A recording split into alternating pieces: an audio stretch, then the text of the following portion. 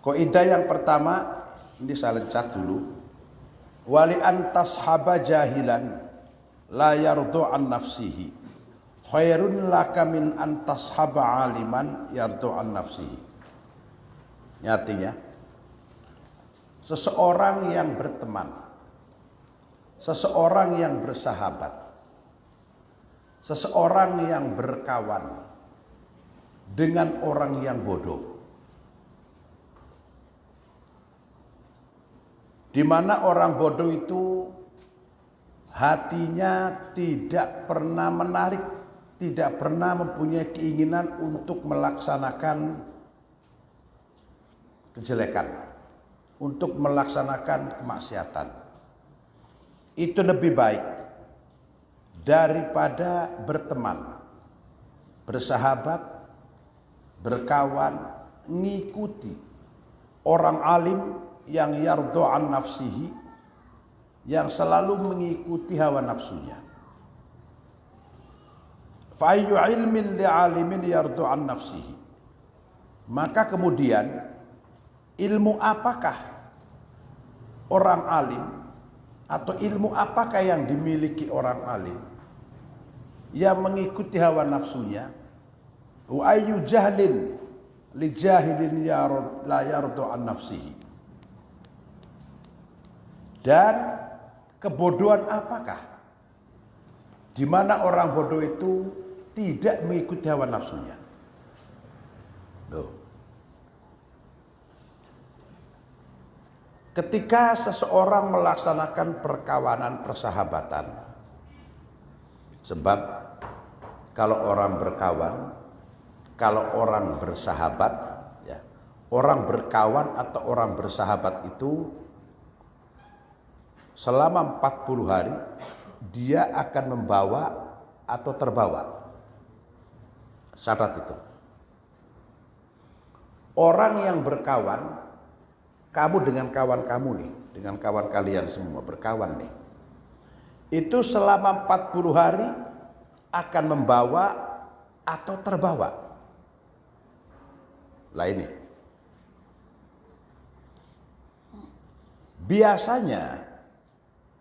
Biasanya itu orang yang baik justru terbawa oleh orang yang tidak baik. Itu biasanya begitu. Jarang sekali orang yang baik mengajak orang menjadi baik dari orang yang tidak baik. Sebab apa? Sebab yang namanya kebaikan sekecil apapun itu susah untuk dilakukan. Yang namanya sesuatu yang memperoleh mendapatkan pahala dilakukan dengan seminimal apapun itu akan susah untuk dilakukan. Seperti contoh, kalau kalian lagi jalan-jalan di jalan, di tengah-tengah jalan ada duri atau ada paku atau ada apa, itu padahal gampang sekali. Kita singkirkan duri itu dengan kaki, dipinggirkan atau dibawa. Itu sungkan, segen.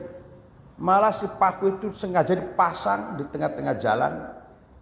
Kalau ada mobil lewat, motor lewat, biar terkena banyak kempes. Itu terjadi semacam itu. Tuh. Padahal itu sangat mudah.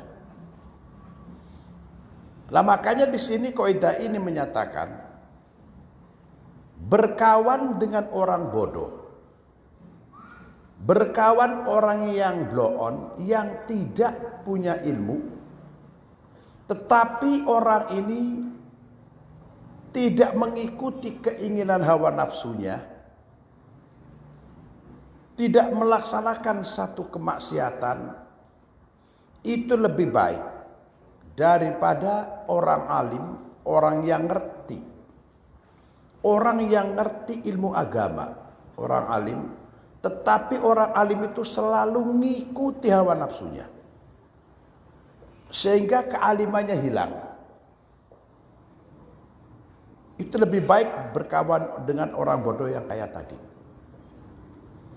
Lah kalau sudah semacam itu, Maka fa ayyu ilmin li'alimin yardu an nafsihi.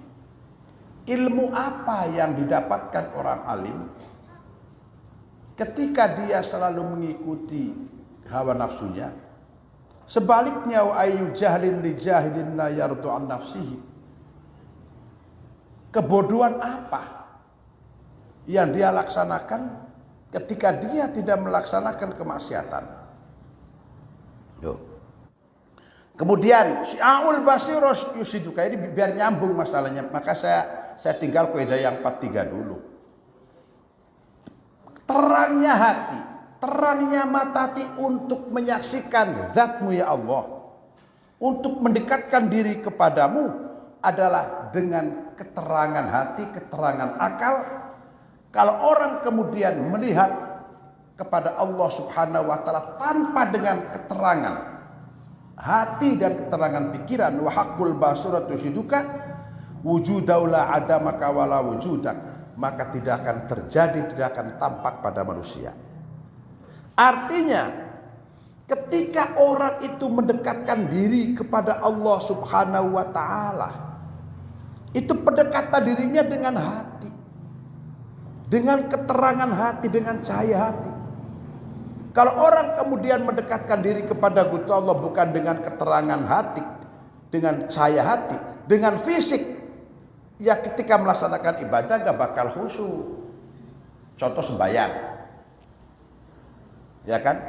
Hadisnya sudah jelas, Rasulullah sudah jelas memberitahukan, menyampaikan, mensabdakan kepada kita semua. Ketika kita melaksanakan ibadah atau melaksanakan sholat contohnya, kalau kita tidak bisa melihat Allah, maka yakin Allah akan melihat kita. Ketika Allah melihat kita, maka kita ibadahnya harus benar-benar. Kamu tuh tahu, Gusti Allah tuh ada. Makanya kana Allah wala syai'a ma'ahu wa huwa al-ana ala ma'alaihi kana. Allah Subhanahu wa taala itu seakan-akan orang menyatakan tidak ada di mana-mana, padahal ada di mana-mana. Dan Allah akan menempati sesuatu di mana pun berada. Sehingga gerakan-gerakan kita, sikap-sikap kita, af'al-af'al kita dan ahwal-ahwal kita selalu Allah tahu. Ketika kita melaksanakan ibadah, contohnya sholat saja. Kalau kita tuh sholat kemudian dengan hati sholatnya ya, dengan cahaya hati, keterangan hati, itu kita akan nikmat melaksanakan sholat, akan enak melaksanakan sholat, karena kita sedang matur sowan ke Zatullah. Tapi ketika kita sholat itu adalah yang hadir ke hadapan Allah itu fisiknya saja, bukan hatinya, sehingga kelalen. Ketika ruku mestinya baca Subhana Rabbil Azim, saking keburu-buru tahiyat macai. Itu kan terjadi begitu. Maka kenapa ketika ada orang sholat kemudian ragu-ragu apakah dapat 2 atau apa dapat 3, dapat 3 atau 4, maka kalau konsep syariat fikih maka ambil aja lebih sedikit, kan begitu. Kamu sholat zuhur dapat 3 apa 4 ya, 3 atau 4 ya, maka ambil 3. Kenapa kok terjadi begitu? Karena kita beribadah kepada Allah dengan fisik, bukan dengan hati, bukan dengan syi'aul basirah, bukan dengan benar-benar kebeningan, kebersihan, kesucian hati. Maka kalau tingkatan para wali, tingkatan para ulama, ketika menghadap Allah Subhanahu wa taala itu dengan hati, sehingga gak kerasa.